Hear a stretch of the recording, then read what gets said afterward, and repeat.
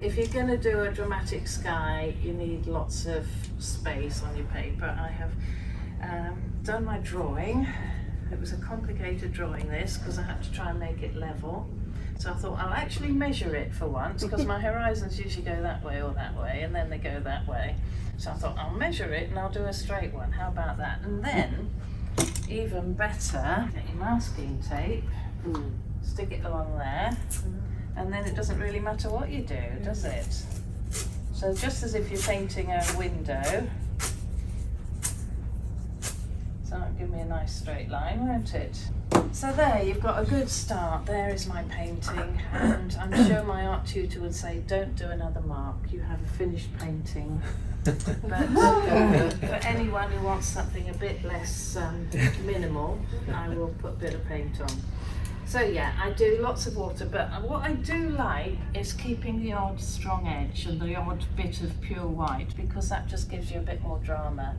And if you wet the whole of this, it'll be easier if you wet the whole of that page, and I could do that, but then you will end up with everything flowing into everything else unless you're very careful, and then you will lose that drama. So I'll have a go at this one just for a change.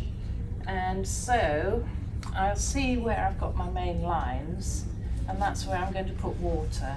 I do love a good zigzag as well. Look at that, isn't that wonderful? It's almost as if the sky was put there just for me. So I will do my zigzag with water so that my edges are nice and soft. And then this bit I could wet a bit. But I will keep a bit of white just to, a bit that isn't wet, just to also to keep the intensity of the colour, because if you think about it, if you've got water on there, water on your brush, you're diluting the colour twice over. And I do like a bit of strong colour, and a lot of people think watercolours are feeble, and I'm determined to prove them wrong. So some water, blue, any blue you fancy. That's quite a sort of rich ultramarine type blue, so I'll put that in. If I were at home, I might add a bit of cobalt, but I haven't got any with me.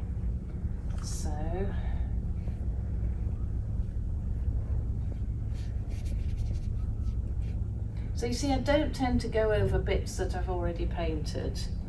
And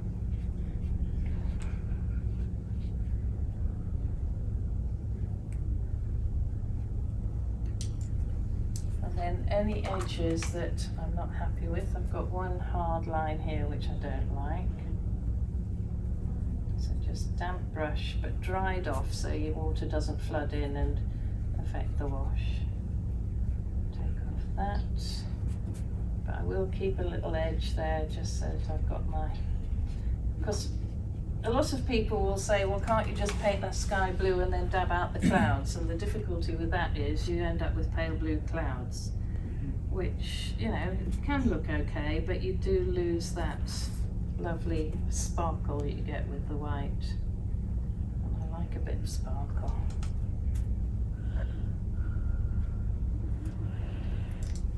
So, that'll do for that at the moment. And then get some clouds in, so I'll just do some alizarin crimson with that mix.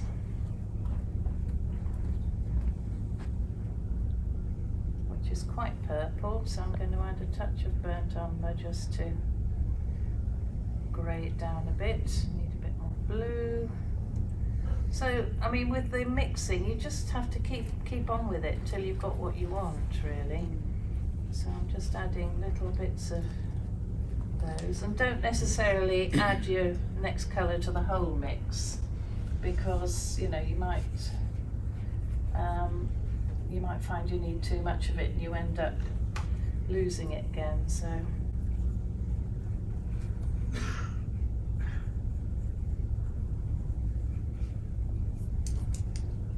always have a damp brush handy just to soften off your edges.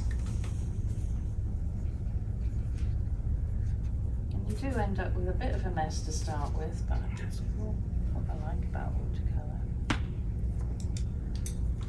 Get a bit of stronger colour in there. While it's wet you can add more colour.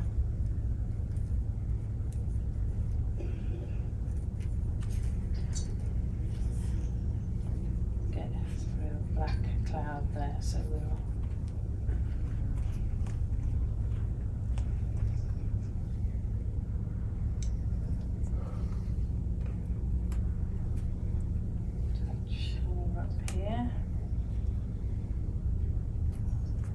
So you see, I'm not using a neutral grey, which is what it looks like in the picture, because that just wouldn't look good with the watercolour. If you have white flecks, lose them with a damp brush.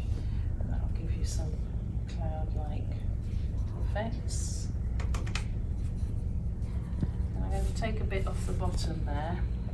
I might lose that, because that, if you leave that to dry, I know you're going to cover it up, but you may find that whatever you put over it, it will still appear as a hard line because it's transparent. So, but yours isn't likely to do that because you won't have it at this ridiculous angle. Take some of it off. And then I'm going to put some yellow ochre in just to warm it up near the bottom. Not too much, keep it fairly pale.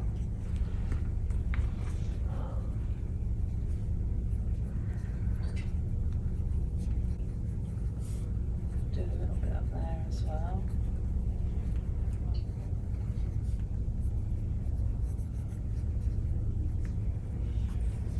It is quite grey near the bottom, so I will just mix my cloud mix with the yellow ochre, which will give me a nice sort of warmish grey for the bottom bit. And then it's coming to the stage where I'm just going to have to leave it, see what it looks like when it's dried. I like the lighter bit at the bottom. There's sort of like a bit of rain at the bottom, isn't there? So I'll just again lighten this up. Really damp the brush off. Actually, there's some more light bits up here, so just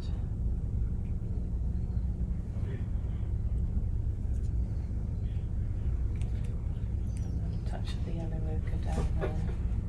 But I am starting to fiddle too much, so now is the time to stop really, and then to look at it later and see what I like, what I don't like. Add bits, take bits out. Just losing that line there. So I'll leave that for now and see what it looks like when it's dried. And then probably what I'll do next is do the water, then the land, and then have another look at the sky, because then when you've got the rest of it, then you can see what you want to do with it.